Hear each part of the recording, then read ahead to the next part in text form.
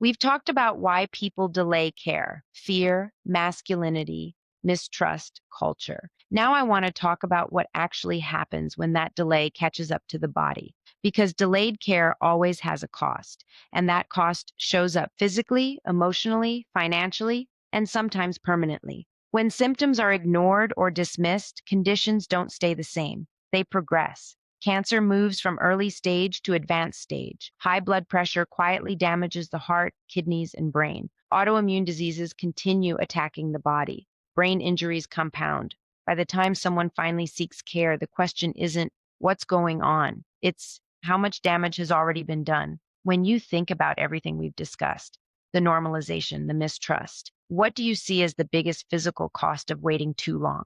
For me, the biggest physical cost is that the body loses the chance to heal in a simpler way. When you wait too long, you're not just dealing with the original issue anymore.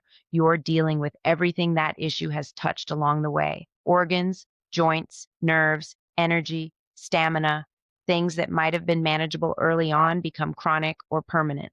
What really hits me is how many of these conditions don't have loud warning signs. High blood pressure, early cancer, autoimmune disease, they don't always stop you in your tracks. So people keep going, and the body keeps compensating until it can't anymore. And by the time you finally get help, you're not asking, how do I fix this? You're asking, how do I live with this? That's the cost. Waiting takes options off the table. And for athletes, the consequences can be career ending. Chris Bosh's blood clots didn't just affect his health, they ended his time in the NBA. Brett Favre's untreated concussions didn't just cause pain, they reshaped his future. Venus Williams lost years of peak performance before she got answers. Delayed care doesn't just take years off your life, sometimes it takes the life you plan to live.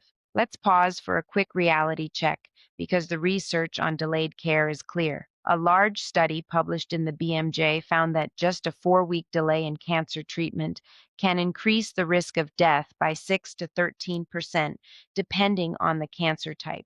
The American Cancer Society reports that people who delay screening and treatment are more likely to be diagnosed at advanced stages when treatment is harder and outcomes are worse. And it's not just cancer. A health affairs study showed that people who skip regular care are twice as likely to end up in the emergency room for conditions that could have been managed early, like high blood pressure or diabetes. So waiting doesn't make problems smaller. It makes them louder, harder, and more dangerous. And the consequences aren't just physical. Delayed care creates anxiety, regret, fear, a constant low level stress of knowing something might be wrong but not wanting to face it. People carry guilt, asking themselves, what if I had gone sooner? And that emotional weight can last long after treatment begins. How much do you think delayed care affects people mentally, not just when they get the diagnosis, but in the years that follow? There's also a financial cost. Early care is almost always cheaper than late care. Preventive visits cost far less than hospitalizations. Managing a condition early is far less expensive than treating complications. Delayed care often leads to longer hospital stays, more invasive treatments, lost work, long term disability. So the idea that avoiding care saves money, it usually does the opposite. And what's important to say here is this: people don't delay care because they don't value their lives. They delay because they're navigating fear, mistrust, culture, finances, and survival. But the body doesn't negotiate, it keeps moving forward, whether we're ready or not. So the real question becomes, how do we break this cycle? How do we catch symptoms earlier? How do we rebuild trust? How do we give people tools to understand their bodies before things reach a crisis? That's where solutions come in, including how traditional medicine and functional medicine can work together to help people take action sooner, not later.